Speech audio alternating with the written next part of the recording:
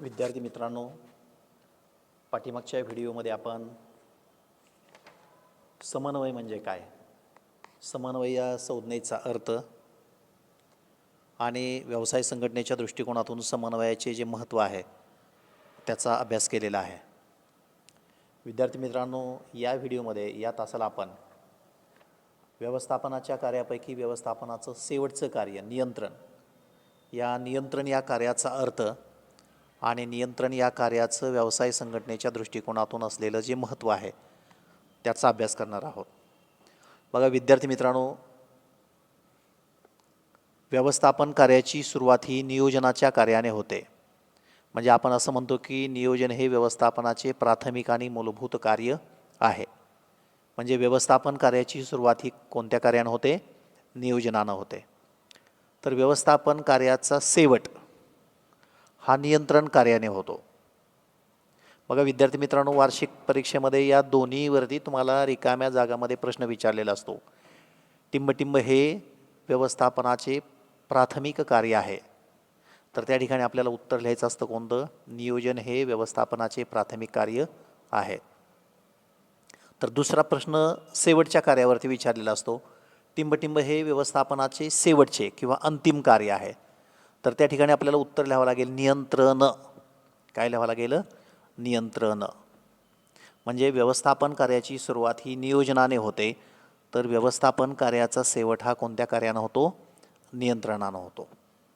कोणत्या कार्यानं होतो? नियंत्रणानं होतो. आणि त्यामुळं नियंत्रण हे व्यवस्थापनाचे अंतिम कार्य आहे, हे वाक्य सर्वांनी त्या ठिकाणी काय केलं पाहिजे? लक्षात ठेवलं पाहिजे. बघा विद्यार्थी मित्रांनो, व्यवसाय संघटना कोणतीही असो, ती नफा मिळवणारी असो किंवा नफा न मिळवणारी असो, प्रत्येक व्यवसाय संघटनेमध्ये त्या ठिकाणी नियंत्रण हे कार्य अत्यंत आवश्यक आहे. अत्यंत आवश्यक आहे. तसेच व्यवसाय संघटनेचा स्तर व्यवसाय संघटनेमधील कोणताही स्तर असो. बघा व्यवसाय संघटनेमध्ये व्यवस्थापनाचे 3 स्तर आहेत: वरिष्ठ स्तर, मध्यम स्तर आणि कनिष्ठ स्तर. व्यवस्थापनाचा कोणताही स्तर असो, या प्रत्येक स्तरावरती नियंत्रण हे कार्य अत्यंत महत्त्वाचं किंवा अपरिहार्य असं आहे. अत्यंत महत्त्वाचं किंवा अपरिहार्य असं आहे. आणि म्हणून नियंत्रण हे व्यवस्थापनाचे अत्यंत महत्त्वाचे कार्य आहे. बघा व्यवसाय संघटनेमध्ये व्यवस्थापक भविष्यकाळामध्ये त्याला जे कार्य करायचं आहे त्या कार्याचं काय करतो? पहिल्यांदा नियोजन करतो.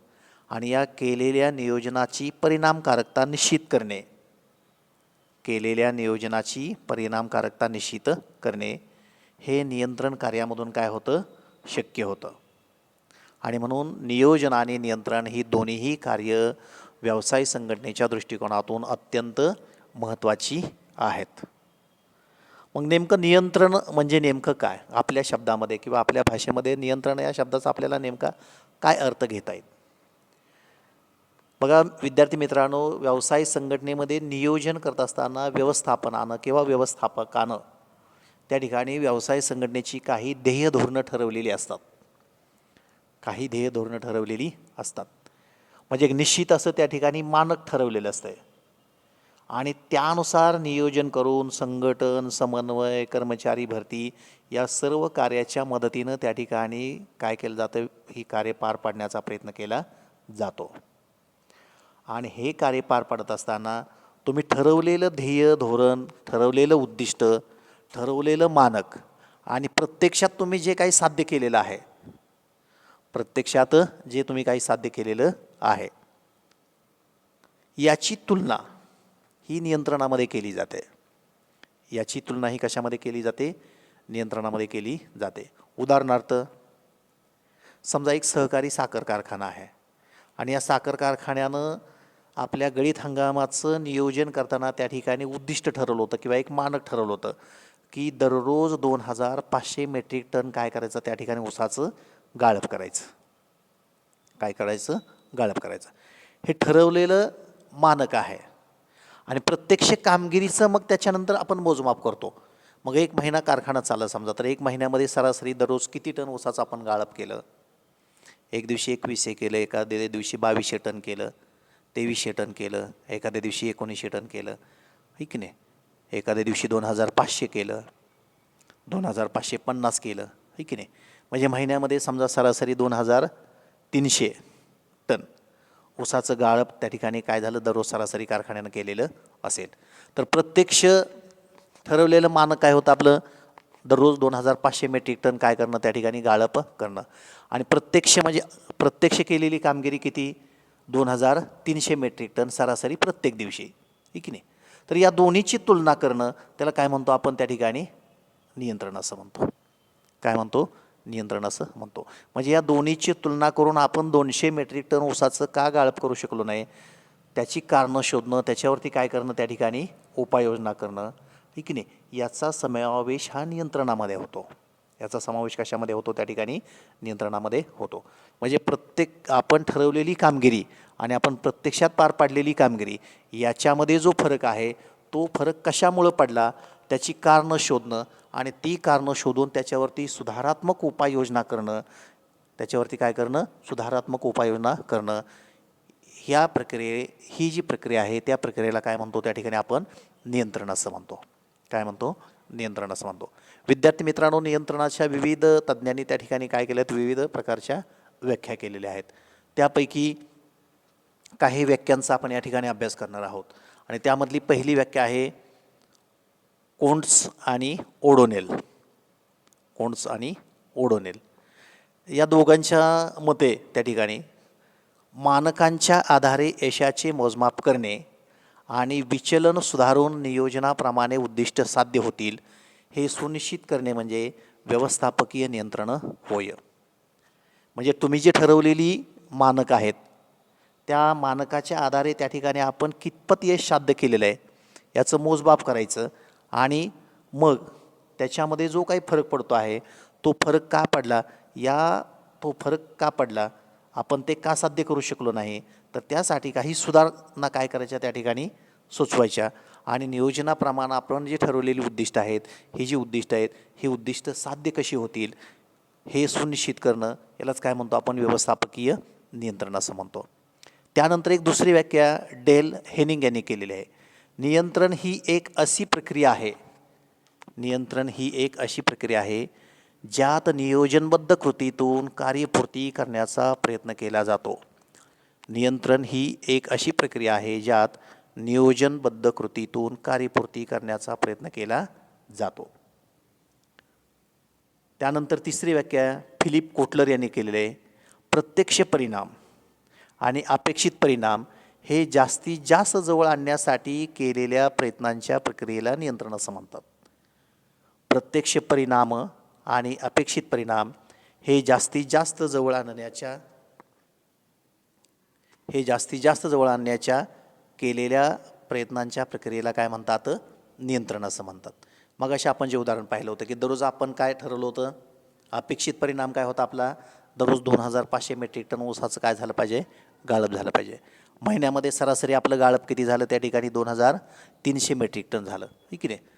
तर ह्या दोन्हीमध्ये जो फरक आहे तो फरक त्या ठिकाणी कमी करणं म्हणजे आपण ठरवले जे उद्दिष्ट आहे 2500 मेट्रिक टन आणि प्रत्यक्षात साध्य केलेलं 2300 मेट्रिक टन, या दोघांना जवळ आणण्याच्यासाठी जे प्रयत्न आपण करतो त्या प्रयत्नांच्या प्रक्रियेलाच काय म्हणतो आपण त्या ठिकाणी नियंत्रण असं म्हणतो. लक्षात येतं आहे. म्हणजेच थोडक्यात विद्यार्थी मित्रांनो, नियंत्रण हे त्या ठिकाणी व्यवस्थापनाचं अंतिम कार्य आहे आणि या कार्यामध्ये त्या ठिकाणी तुम्ही ठरवलेले ध्येय म्हणजे ठरवलेला अपेक्षित परिणाम आणि तुम्ही साध्य केलेला परिणाम या दोघांची तुलना केली जाते आणि तुलना करून त्या ठिकाणी त्या दोघांना जवळ आणण्याचा काय केला जातो, प्रयत्न केला जातो. या प्रक्रियेला काय म्हणतो आपण, नियंत्रण असं म्हणतो. नियंत्रण या व्यवस्थापनाच्या कार्याचं व्यवसाय संघटनेच्या दृष्टिकोनातून जे महत्त्व आहे ते महत्त्व त्या ठिकाणी आपल्याला काही मुद्द्यांच्या आधारे काय करता येईल त्या ठिकाणी स्पष्ट करता येऊ शकेल. त्याच्यामधला जो पहिला मुद्दा आहे तो म्हणजे संघटनेची उद्दिष्टे पूर्ण करणे. संघटनेची उद्दिष्टे पूर्ण करणे. बघा विद्यार्थी मित्रांनो, मी मगाशी तुम्हाला सांगितलं होतं की व्यवसाय संघटना नफा कमवणारी असो किंवा बिगर नफा कमवणारी असो, नियंत्रण हे आवश्यक कार्य आहे. त्याचप्रमाणे व्यवस्थापनाचा वरिष्ठ स्तर असो, मध्यम स्तर असो किंवा कनिष्ठ स्तर असो, व्यवस्थापनाच्या प्रत्येक स्तरावरती त्या ठिकाणी नियंत्रण हे अत्यंत आवश्यक आहे. आणि त्यामुळं नियंत्रण हे प्रत्येक संभाव्य टप्प्यावरची कामगिरी मोजणे, त्यातील विचलन शोधणे आणि संघटनेसाठी नियोजित कार्याप्रमाणे त्यात सुधारणा करण्यासाठी उपाययोजना करण्याची प्रक्रिया आहे. आणि त्यामुळे संघटनेची उद्दिष्टे प्राप्त करण्यासाठी काय होते, मदत होते. आणि म्हणून व्यवसाय संघटनेने ठरवलेली जी उद्दिष्ट असतात ती उद्दिष्ट जर साध्य करायची असतील तर नियंत्रण हे कार्य कसं आहे, अत्यंत महत्त्वाचं आहे. त्यानंतर त्या ठिकाणी विद्यार्थी मित्रांनो आपल्याला दुसरा मुद्दा सांगता येईल, संसाधनांचा कार्यक्षम वापर. संसाधनांचा कार्यक्षम वापर. विद्यार्थी मित्रांनो, व्यवसाय संघटनेमध्ये 2 प्रकारची संसाधनं वापरली जातात. एक मानवी संसाधनं आणि दुसरी भौतिक संसाधनं. मग याच्यामध्ये जमीन म्हणजे भूमी, श्रम, भूमी, त्याच्यानंतर यंत्रसामग्री, भांडवल याचा काय होतो, समावेश होतो. तर मानवी संसाधनामध्ये त्या ठिकाणी मनुष्यबळाचा काय होतो, समावेश होतो. बघा, व्यवसाय संघटनेमध्ये उपलब्ध असलेली ही जी संसाधनं आहेत त्या संसाधनांचा अपव्यय कमी करणं, यासाठी व्यवस्थापक हा व्यवसाय संघटनेमध्ये विविध तंत्रांचा काय करत असतो, नेहमीच वापर करत असतो. आणि त्यासाठी प्रत्येक व्यवसाय संघटनेमधलं जे काम आहे त्या कामासाठी एक निश्चित असं मानक म्हणजे स्टँडर्ड ठरवलेलं असतं. कर्मचाऱ्यांनी या स्टँडर्डचं काय केलं पाहिजे, त्या ठिकाणी पालन केलं पाहिजे. आणि याचा परिणाम म्हणून संघटनात्मक उद्दिष्टे साध्य करण्यासाठी कर्मचारी साधनांचा योग्य आणि प्रभावीपणे काय करतात, त्या ठिकाणी ते वापर करतात. आणि म्हणून ही जी मानवी संसाधनं आणि भौतिक संसाधनं आहेत या संसाधनांचा जर पर्याप्त वापर करून घ्यायचा असेल तर त्या ठिकाणी नियंत्रण हे कार्य अत्यंत आवश्यक आहे. त्यानंतर तिसरा मुद्दा सांगता येईल तुम्हाला, मानकांची अचूकता. मानक म्हणजे स्टँडर्ड. मानक म्हणजे काय, स्टँडर्ड. तर एक चांगली नियंत्रण रचना व्यवस्थापकाला मानकांची अचूकता पडताळण्यास मदत करते. नियंत्रणात्मक उपाय हे काही प्रमाणात लवचिक असतात आणि त्यामुळे बदलत्या परिस्थितीचा आढावा घेऊन त्यात वेळोवेळी सुधारणा केल्या जातात, ज्याचा उपयोग कार्यातील अचूकता तपासण्यासाठी होतो. म्हणजेच मानकांची अचूकता त्या ठिकाणी साध्य करण्यासाठी देखील नियंत्रण हे कार्य अत्यंत महत्त्वाचं आहे. त्यानंतर विद्यार्थी मित्रांनो आपल्याला चौथा मुद्दा सांगता येईल त्या ठिकाणी, नियंत्रण हे कार्य कर्मचाऱ्यांना प्रोत्साहन देते. नियंत्रण हे कार्य काय करते, त्या ठिकाणी कर्मचाऱ्यांना प्रोत्साहन देते. बघा, नियंत्रण या कार्यामध्ये कर्मचाऱ्यांच्या कामगिरीचे मूल्यमापन केलं जातं. म्हणजे कामगिरीचे मूल्यमापन करण्याची काही मानकं काय केली जातात, निश्चित केली जातात. आणि त्याची माहिती त्या ठिकाणी अगोदरच कर्मचाऱ्यांना काय केली जाते, दिली जाते. आणि यामुळं कर्मचाऱ्यांनी काय काम करावे, काम कसे करावे याबद्दलची कल्पना त्या ठिकाणी कर्मचाऱ्यांना अगोदरच येते. आणि त्यामुळं कर्मचाऱ्यांच्या कामाचं मूल्यमापन होत असल्यामुळं त्या आधारे कर्मचाऱ्यांना त्या ठिकाणी वेतनवाढ, बोनस, बढती या स्वरूपामध्ये त्या ठिकाणी त्यांना पुरस्कृत केलं जात असल्यामुळं प्रत्येक कर्मचारी हा उत्कृष्टपणे कामगिरी बजावण्यासाठी काय करतो, व्यवसाय संघटनेमध्ये प्रयत्न करत असतो. आणि म्हणून आपल्याला असं म्हणता येईल की नियंत्रण कार्यामध्ये कर्मचाऱ्याच्या कामगिरीचं मूल्यमापन केलं जात असल्यामुळं कर्मचाऱ्यांना त्या ठिकाणी काय मिळते, त्या ठिकाणी प्रोत्साहन मिळते. त्यानंतर पाचवा मुद्दा आपल्याला त्या विद्यार्थी मित्रांनो त्या ठिकाणी सांगता येईल, सुसूत्रता आणि शिस्तीची हमी. सुसूत्रता आणि शिस्तीची हमी. बघा, नियंत्रण संघटनेमध्ये सुसूत्रता आणि शिस्त आणते. नियंत्रण कार्य हे व्यवसाय संघटनेमध्ये सुसूत्रता आणि काय आणते, शिस्त आणते. ते कर्मचाऱ्यांमधील अव्यावसायिक वर्तन कमी करण्यास मदत करते. संबंधित वरिष्ठाकडून कामगिरीची नियमित तपासणी करून व्यवसाय संघटनेमध्ये काय निर्माण केली जाते, शिस्त निर्माण केली जाते. आणि वास्तविक कार्य व मानकांमधील दरी कमी करण्यासाठी प्रतिबंधात्मक उपाययोजना केली जाते. आणि त्यामुळे आपल्याला असं म्हणता येईल की व्यवसाय संघटनेमध्ये शिस्त किंवा व्यवसाय संघटनेमध्ये जर सुसूत्रता आणायची असेल तर त्यासाठी नियंत्रण हे कार्य अत्यंत कसं आहे, महत्त्वाचं आहे. त्यानंतर 6 नंबरचा मुद्दा विद्यार्थी मित्रांनो सांगता येईल आपल्याला. 6 नंबरचा मुद्दा आपल्याला सांगता येईल, समन्वयाची सुविधा. समन्वयाची सुविधा. नियंत्रण हे असे कार्य आहे की ज्यामध्ये सर्व विभागीय व्यवस्थापक आणि त्यांच्या हाताखाली काम करणारे सर्व कर्मचारी यांच्या भूमिका व जबाबदाऱ्या यांचा स्पष्ट आराखडा तयार केलेला असतो. विभाग प्रमुखांमधील समन्वय त्यांच्या संबंधित विभागांच्या कामातील विचलन शोधून संघटनेच्या इच्छित परिणामांसाठी उपचारात्मक उपाययोजना वापरण्यास मदत होते.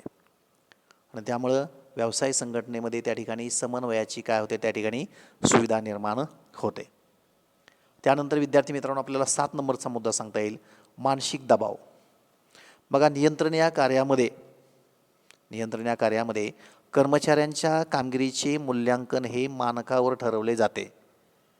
कर्मचाऱ्यांना देखील त्यांच्या कामगिरीचे मूल्यांकन होणार आहे आणि त्यानुसार त्यांना योग्य तो मोबदला दिला जाईल याची पूर्ण जाणीव असते.